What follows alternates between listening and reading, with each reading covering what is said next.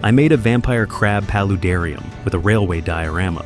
Here's how it will look after 2 months.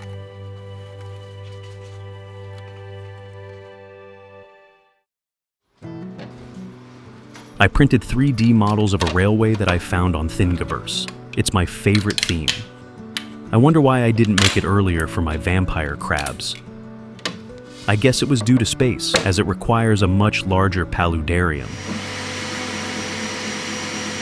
There's everything you need to create your own railway: tracks, locomotives, bridges, and even train stations.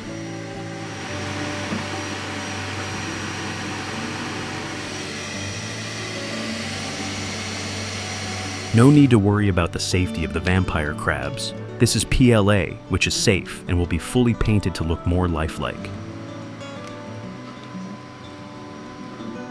Assembly is simple, and I'll glue everything together.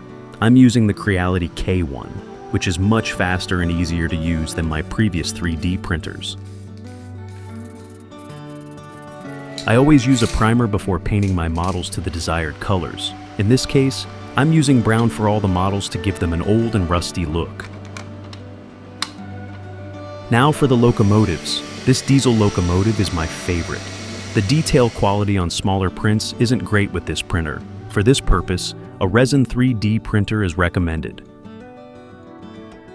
Unfortunately, my resin printer is currently out of commission due to a leak that damaged the LCD screen, which stopped emitting UV light. What I love about this diorama paludarium for the vampire crabs is that it doesn't need to be perfect. You don't have to stress about tiny details, as everything will eventually be covered by moss or some dirt, blending naturally into the environment. And it's completed. It took about 2 days to make, including printing and painting, and I'm really happy with the results. And there's no need to worry about metal parts in the paludarium because everything is made of plastic, which is safe, especially with the high humidity and working water sprinklers. This is my oldest and largest paludarium, and it's time for a thorough cleaning and a proper setup with fresh sponges and soil.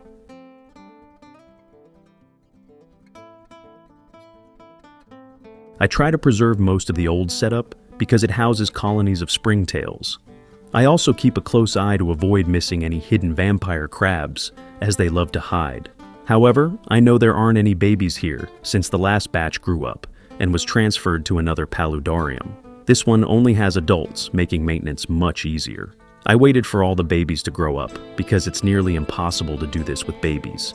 You risk losing many crabs in the process. I'm working on one section at a time. Once I finish this side, I'll move all the vampire crabs over so I can clean the other side of the paludarium. This time, I'm adding a bridge for my small railway, which means more water for the crabs compared to the previous setup. This setup is based entirely on my previous experiences. I'll never use a net again, only this garden cloth for strawberries. It does a great job of keeping most of the dirt out of the water where the vampire crabs are. I will also add more fresh garden soil, as vampire crabs love to dig in. Finally, I'm placing my tracks and locomotive. As mentioned, I'm not concerned about imperfections, since Java moss grows quickly and covers everything beautifully. However, I'm hesitant to include any tripartita plants. They're my favorite but extremely invasive and difficult to control in a paludarium.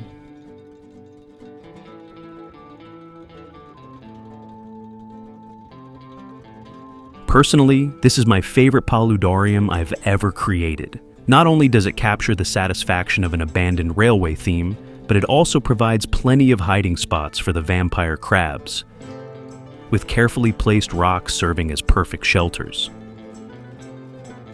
Vampire crabs exhibit a fascinating behavior of carrying moss or small pieces of foliage to reinforce their hiding spots, almost as if they are landscaping their territory. Their vibrant coloration also acts as a warning signal in the wild, suggesting they may possess mild toxins to deter predators, though this trait is harmless to humans. Vampire crabs are semi-terrestrial, meaning they spend much of their time on land, but still need access to water for hydration. This is where Java moss becomes an unlikely hero. Its dense, soft structure offers perfect climbing surfaces for these crabs to explore, while also providing hiding spots in a humid microenvironment, which is crucial for their survival.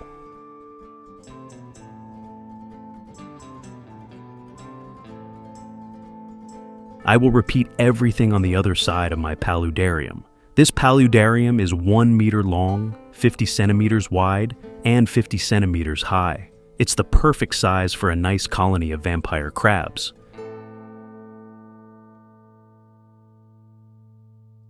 As always, I'm recycling a lot of sponge leftovers. I need to make sure not to leave any gaps because the crabs could get stuck. With the garden cloth, everything will be covered and placed under the sponges. This aquarium sponge is perfect for paludariums. It's very easy to clean after a few years, and I plan on cleaning this paludarium in 2 years. When I say cleaning, I mean taking out everything out and washing sponges and setting up again, as I am doing right now.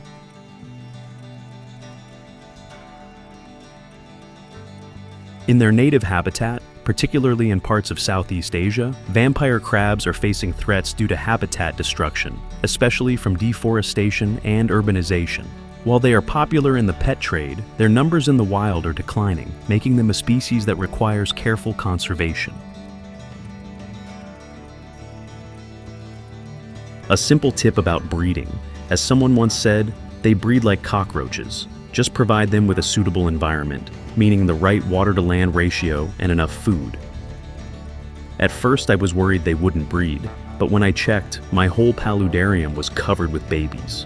Even the larger vampire crabs didn't eat them, so I didn't worry about catching them. However, in the future, I plan to move them all to an empty paludarium.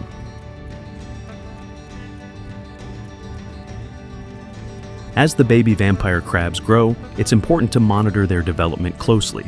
They will molt several times as they grow, and during this period, they are particularly vulnerable to being eaten by larger crabs. Keep an eye on the size of the crabs and provide additional hiding spots as they mature. Once the babies reach a larger size, you can begin to introduce them back into the main tank with the adults, but make sure they are of sufficient size to defend themselves. To increase your chances of successful breeding, it's important to maintain a proper male-to-female ratio. In vampire crabs, males can be quite aggressive towards one another, so a ratio of 1 male to 2 or 3 females is often ideal. This reduces fighting between males and helps ensure that the females are properly courted.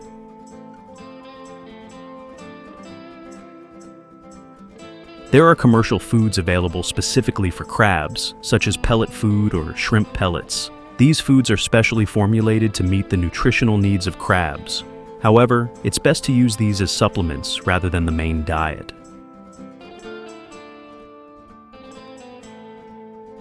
Vampire crabs need a source of calcium for healthy shell development. Provide them with crushed cuttlebone, calcium blocks, or finely ground eggshells. This is especially important if you plan to breed them, as proper calcium levels support the development of healthy eggs and molting. And now, my paludarium is complete, and it's time to wait.